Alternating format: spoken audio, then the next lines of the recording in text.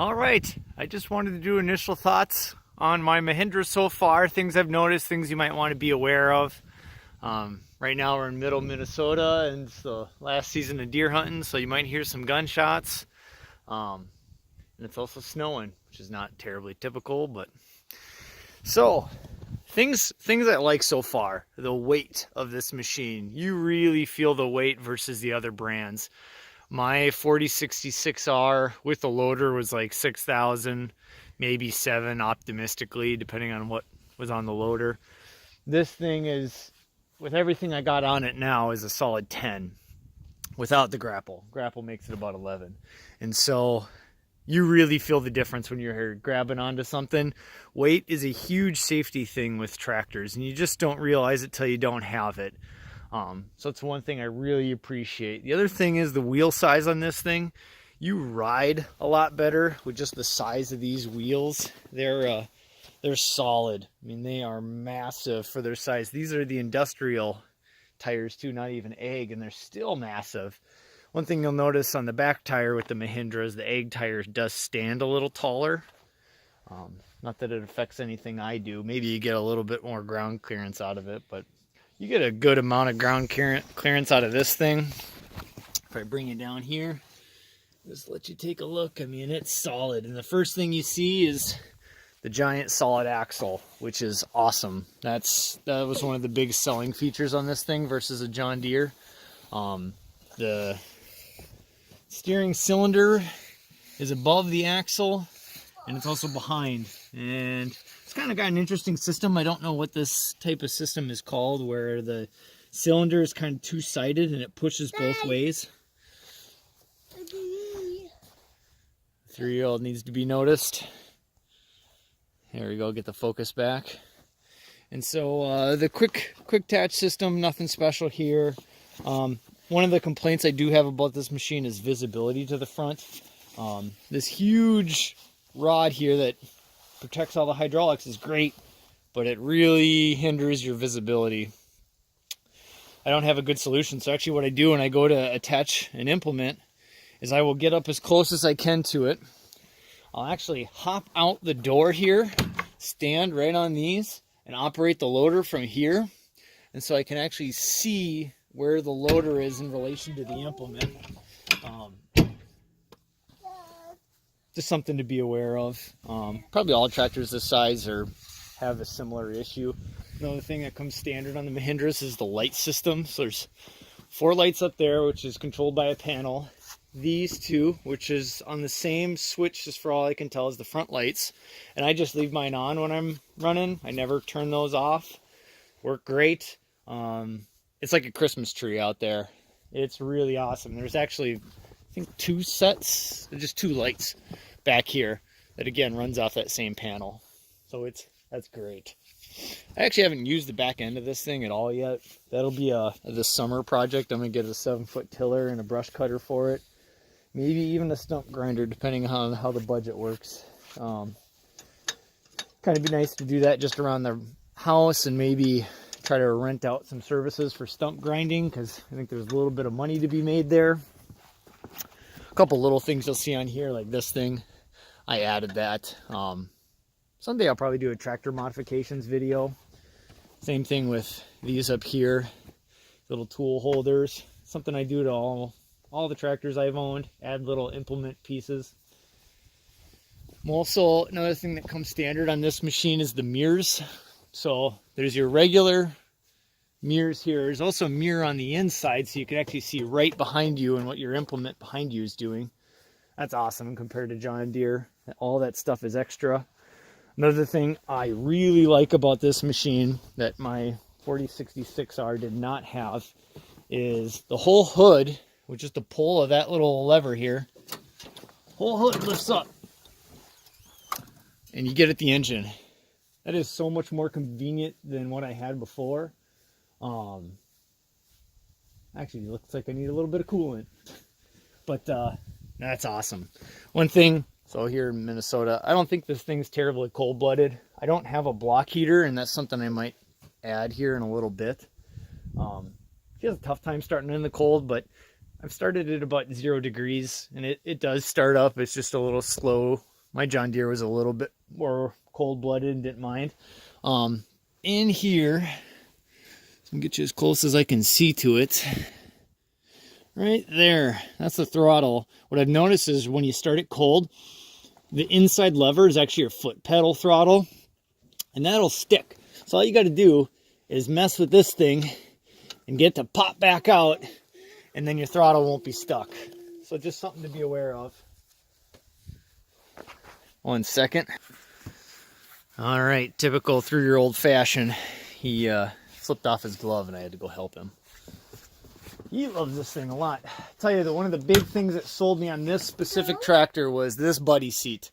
It is expensive coming from Mahindra. I actually think it's $600, which I was going to go buy an aftermarket one, but then when I saw how well it worked for how this machine is, it's awesome. So it's actually it's mounted in there by these 4 large bolts, and it's easy to flip up and down, and it's got its own seatbelt system.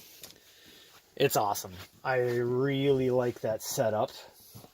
I just like where the gas can is. My 4066R is on the rear fender. On this one, that'd be impossible to get to. Small thing. I know that Mahindra and some other tractors actually runs the hydraulic lines through the loader. I vastly wish that that was the case on this machine. Just protects them when you're out in the woods. I do a lot of out in the woods work. So having these on the outside, not really protected, is something I got to be a little bit extra cautious of.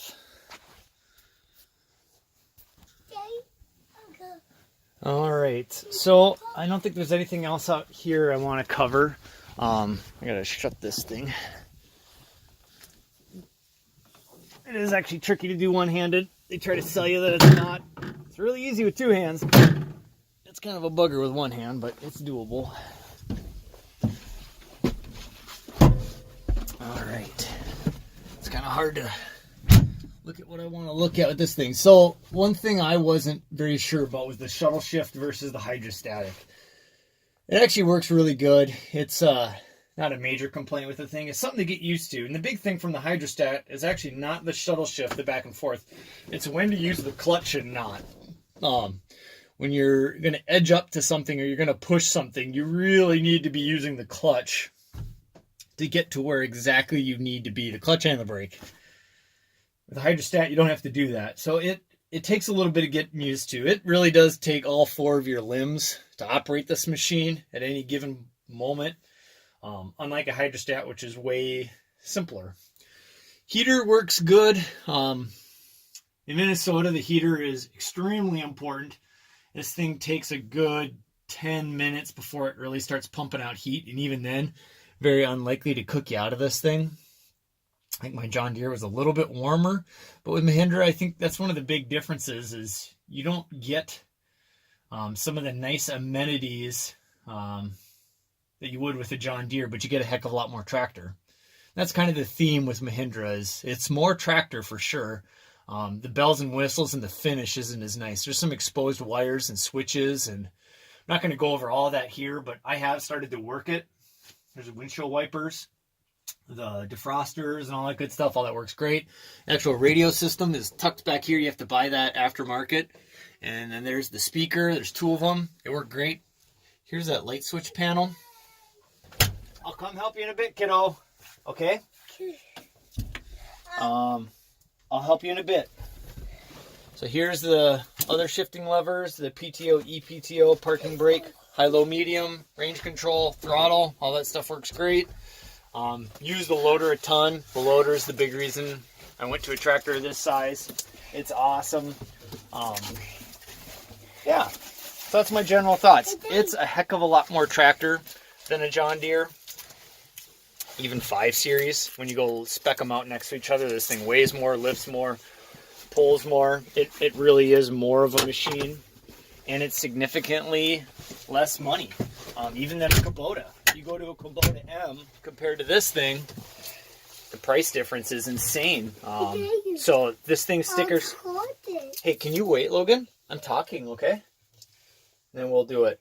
Yes, this kid in Minnesota wants a Freezy Pop when they're still on the ground. He got 2 because that's how he bribes me to get him a Freezy Pop. He's pretty dang smart. So, Lost my train of thought there for a second. This thing's a lot more tractor. The finish isn't as good. You're going to have to do some small things to this thing. This thing's sticker priced without the diverter valve. I think is around $4,300 if you do the cash buy. And then the financing is pretty dang expensive. A lot of times I think instead of going through the Mahindra financing, you're better off looking at something else. But kind of depends on your situation. But I'm a Dave Ramsey believer and buy things in cash because no matter what happens with the economy, you can't go bad. So this size John Deere would be easily $60,000 more than that. And it wouldn't be as much of a machine. And that's really why I went with the Mahindra in the end. If you have any questions about this specific machine, there's a lot of good videos out there that I've actually commented on. Tom Wood Outdoors, he's got a really good video on this, on some of the details on how the machine runs, but I just plan to put up videos of me using it and things I find as I go along. I am going to do a couple different videos related to this, why I chose a Mahindra over my John Deere, and things I think Mahindra needs to do better on. And it's all related to this machine. I actually got a buddy who bought a 1526. Maybe someday I'll get out there and do a quick video on that, because it's a neat machine. It's definitely comparable to the 1025, but again, it's compared to the subcompact John Deere, it's about 3 times the machine, and that's not a joke. The loader's 3 times what the John Deere is, and the weight is not 3 times, but you do get more weight. You get a heck of a lot more tire. And tire, for those of you who don't know, when you're in rough terrain, makes a big difference. The bigger tire, the better. It'll ride better. It'll pull better. I mean, just everything. Its weight distribution is better. So yeah, any questions, comments, let me know.